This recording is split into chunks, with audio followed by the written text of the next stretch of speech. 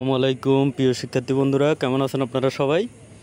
অনেক দিন পর আপনাদের মাঝে আবার নতুন একটি ভিডিও নিয়ে হাজির হয়েছি।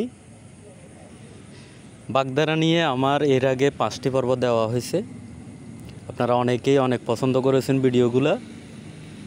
আর আপনারা যারা এখনও দেখেন নাই তারা আমার চ্যানেলে গিয়ে দেখে আসতে পারেন, ওইখানে প্লে লিস্ট আকারে দেওয়া আছে। আর আজকের ভিডিওটা মূলত হচ্ছে একজন মাত্র ভিউয়ার্সের অনুরোধে করা। উনি লাস্ট ভিডিওর কমেন্টে বলছিলেন আরও পার্ট দিতে, তারই ধারাবাহিকতায় আজকে আপনাদের জন্য এবং যে কমেন্ট করছে ওনার জন্য নতুন আরেকটি ভিডিও নিয়ে আসছি। দেখুন, এখানে আমি আরও মোটামুটি 36টার মতো বাগধারা নিয়ে আসছি, যেগুলো খুবই গুরুত্বপূর্ণ এবং বিভিন্ন পরীক্ষাতে এগুলো আসতে দেখা গেছে। দেখুন, আমি যদি প্রথমে জুম করে দেখি,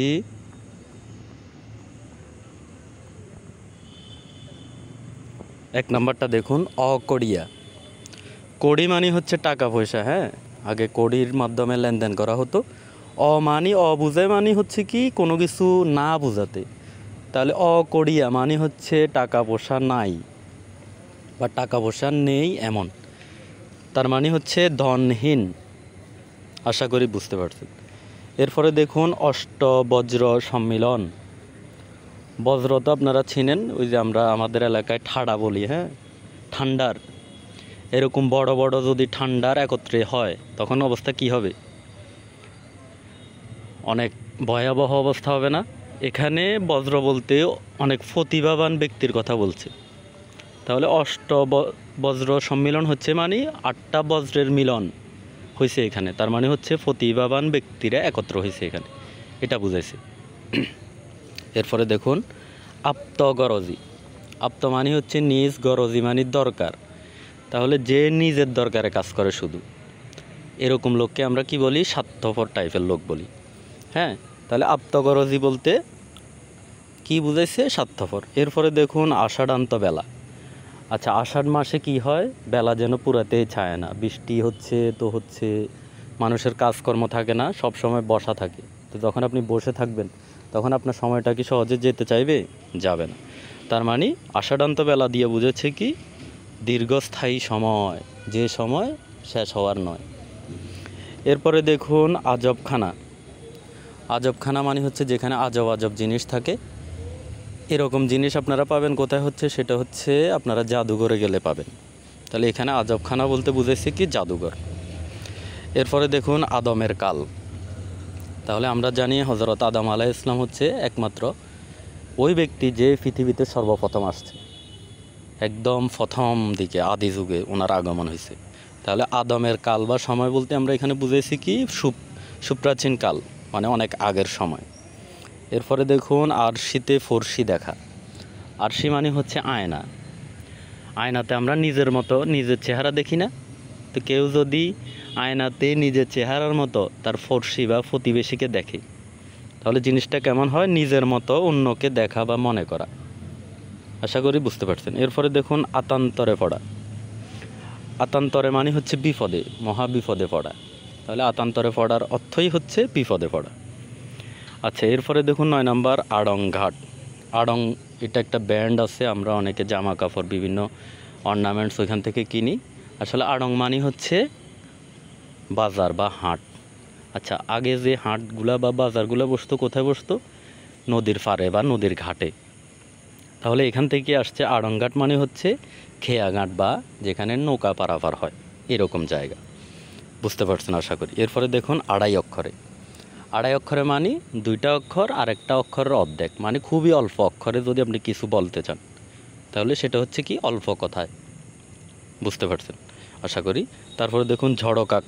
তাহলে দেখুন, মনে করেন ঝড়ে একটা কাকের অবস্থা কেমন হবে? খুবই বিপর্যস্ত হবে না? বুঝছেন তো ব্যাপারটা? তাহলে ঝড়ো কাক মানে হচ্ছে বিপর্যস্ত। এরপরে দেখুন কুজডোপনা। কুজডো শব্দের অর্থ হচ্ছে ঝগড়া। তাহলে যার মাঝে ঝগড়া করার স্বভাব আছে তাকে আমরা বলবো কুজডোপনা বা ঝগড়াটে স্বভাব।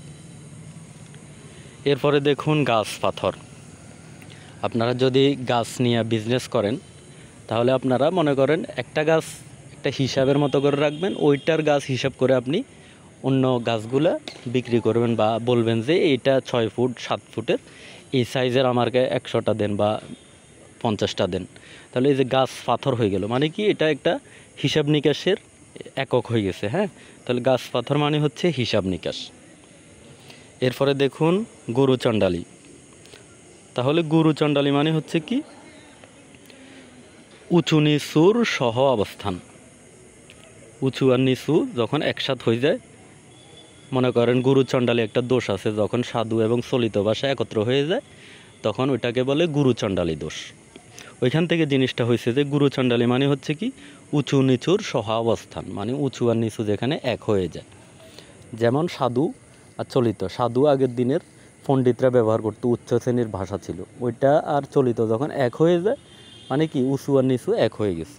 আশা করি বুঝতে পারছেন। এরপরে দেখুন চিড়ে চ্যাপ্টা। চিড়ে তো খাইছেন আপনারা, হ্যাঁ, পানিতে ভিজায় খাইতে হয়। চিড়েটা মূলত কেমন হয়, চ্যাপ্টা হয়। তাহলে ওইটা কিভাবে চ্যাপ্টা হয়, এটাকে অনেক ভারী জিনিস দিয়ে আঘাত করতে হয়, তারপরে গিয়া যায় এটা চ্যাপ্টা হয়। তার মানে কি আপনার সাথে যদি এমন হয় চিড়ে চ্যাপ্টা স্বভাবের অবস্থা হয়, তখন কি হবে, আপনার নাজেহাল অবস্থা হবে। আশা করি বুঝতে পারছেন। এরপরে দেখুন চটকের মাংস। চটক মানে কি চড়ুই পাখি। তো চড়ুই পাখি খুবই ছোট একটা পাখি, এর মাংস হবে খুবই সামান্য। তাহলে এখান থেকে আসছে চড়কের মাংস মানে হচ্ছে সামান্য।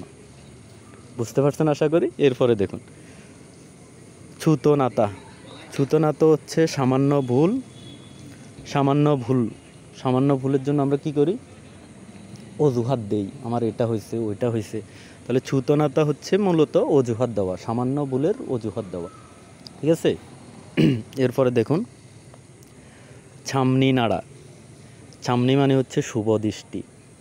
শুভ দৃষ্টি মানে হচ্ছে কি দৃষ্টি বিনিময় করা। তাহলে ছামনি নাড়া মানে হচ্ছে কি দৃষ্টি বিনিময় করা বা চোখ টিপ টিপ করা, এরকম কিছু বুঝাইছে এখানে।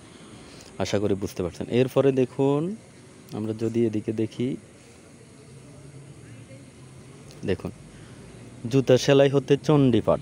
তাহলে যে জুতো সেলাই করতে পারে এবং সর্বনিম্ন কাজ এটা, এবং সর্বোচ্চ কাজ হচ্ছে কি চণ্ডীপাঠ করা। তার মানে একদম সর্বনিম্ন কাজ থেকে সর্বোচ্চ কাজ পর্যন্ত করতে পারে, মানে যে সব কাজ করতে পারে। এখানে বুঝেছে সব কাজ। এরপরে দেখুন টিকা ভাষ্য। আচ্ছা, আমরা যখন মাধ্যমিকে পড়ছি বা উচ্চ মাধ্যমিকে পড়ছি, বাংলাতে শব্দের অর্থের পাশে কিছু টিকা থাকতো। টিকা মানে হচ্ছে একটা জিনিস আমরা বুঝতেছি না, এটার একদম বিস্তারিত বড় করে আলোচনা করা ওইখানে।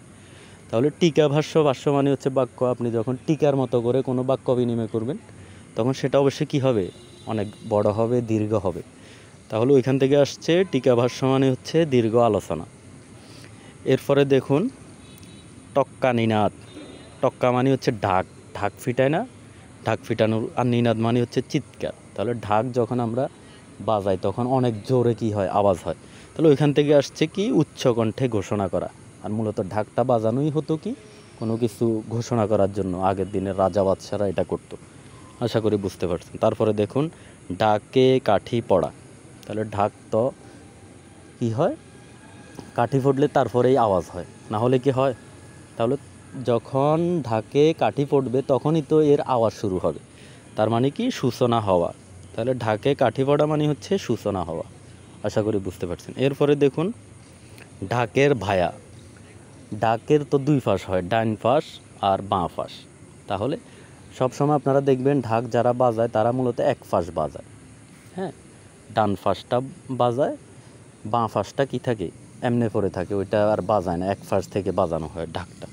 তাহলে ঢাকের ডান পাশটা ব্যবহার হলে বাম পাশটা কি একদম মূল্যহীন, ওইটার তো কোনো কাজ নাই। তাহলে এখান থেকে আসছে যে ঢাকের বায়া মানে হচ্ছে মূল্যহীন, মানে যে বাম পাশটা ব্যবহৃত হয় না, এটা বুঝেছি। তারপরে দেখুন তাল গাছের আড়াই হাত। তাহলে আপনারা যদি তাল গাছ দেখেন, তাল গাছ আপনি প্রথমে একদম নিরিবিলি সহজে উঠে যাইতে পারবেন। যখন একদম মাথার দিকে আড়াই হাতের পর্যন্ত যে জায়গাটা থাকে ওইখানে গাছের কি থাকে, পাতার যে একটা ঢালের মতো থাকে ধারালো, অথবা অনেক জঞ্জালের মতো থাকে, ওই আড়াই হাতের মতো জায়গা আপনি উঠতে অনেক কী হবে, আপনার অনেক কষ্ট হবে। এমনি পুরা গাছ আপনি সহজে উঠে যাইতে পারবেন। তাহলে এখানে বুঝেছে তাল গাছের আড়াই হাত বলতে শেষ ও কঠিন অংশ, মানে ওই যে মাথার আড়াই হাতের অংশ যেটা, এটা খুবই কঠিন অংশ এবং শেষ দিকের অংশ, এটা বুঝেছি। এরপরে দেখুন তেল কাজলা। আচ্ছা, কাজল যে আমরা দেখি এগুলো অনেক চকচক করে, হ্যাঁ, কারণ কালির সাথে এখানে কি মিশ্রণ করা হয়, তেল মিশ্রিত হয়, হ্যাঁ, তখন এটা চকচকে কালো হয়। তাহলে তেল কাজলা মানে হচ্ছে চকচকে। আশা করি বুঝতে পারছেন। এরপরে দেখুন দুধে গিয়ে শ্রাদ্ধ করা। আচ্ছা, যারা কারো যদি কেউ মারা যায় বা কোনো অনুষ্ঠানে যারা সনাতন ধর্মাবলম্বী আছেন তারা অনেক সময় শ্রাদ্ধ করে। তো শ্রাদ্ধ করার সময় আতপ চালের কি হয়, ভাত রান্না হয়, চাল, ওইটা দিয়ে করলেই আপনার শ্রাদ্ধটা কি হয়ে যাবে। কিন্তু আপনি যদি এর সাথে আবার ঘিও মিক্স করেন তাহলে এটা আপনার কি হচ্ছে, অপচয় হচ্ছে। কারণ আপনার ঘিয়ের তো দরকার হচ্ছে না, এখানে আপনি চাল দিয়ে তো আপনার শ্রাদ্ধটা হয়ে যাচ্ছে। তাহলে চালে ঘিয়ে শ্রাদ্ধ করা বা দুধে ঘিয়ে শ্রাদ্ধ করা বলতে বুঝাইছে এখানে অতিরিক্ত আপনি কি করলেন, ব্যয় করলেন, অপব্যয় করলেন। এখানে আতপ চাল দিয়ে হয়ে যায়, আপনি আবার এক্সট্রা করে এখানে দুধও দিলেন, ঘিও দিলেন, তাহলে এটার কোনো দরকার ছিল না। এরপরে দেখুন ধর্মের কল। আমরা একটা কথা বলি যে ধর্মের কল বাতাসে নড়ে, যেটা সত্য এটা অবশ্যই কি হবে, প্রকাশিত হবে। এখান থেকে এটা আসছে যে ধর্মের কল মানে হচ্ছে সত্য। আশা করি বুঝতে পারছেন। এরপরে দেখুন ফাঁকি ফড়া করা। তাহলে আপনি যদি একটা ফাঁকি ফোরছেন, মনে করেন টিয়া ফাঁকি বা ময়না ফাঁকি, তো এদেরকে যদি আপনি কথা শেখান তাহলে আপনি বারবার করে বলতে হবে, শিখাইতে হবে। তাহলে ওই জিনিসটা থেকে এখানে আসছে ফাঁকি ফড়া করা মানে হচ্ছে বারবার শেখানো। বুঝতে পারছেন আশা করি। এরপরে দেখুন প্রমাদ গোনা। প্রমাদ মানে হচ্ছে ভীত, ভয়ে আমরা কি করে 1 পা 2 পা করি, টিপে হাঁটি, হ্যাঁ, যে আর কত দেরি বা আর কতক্ষণ লাগবে বা এই ভয়ের জায়গাটা কখন শেষ হবে। এই যে গোনা, প্রমাদ গোনা মানে হচ্ছে ভীত হওয়া, ভয়ে ভীত সন্ত্রস্ত হওয়া, হ্যাঁ, এটা দ্বারা এটা বুঝেছে এখানে। তারপরে দেখুন বুই ফোড।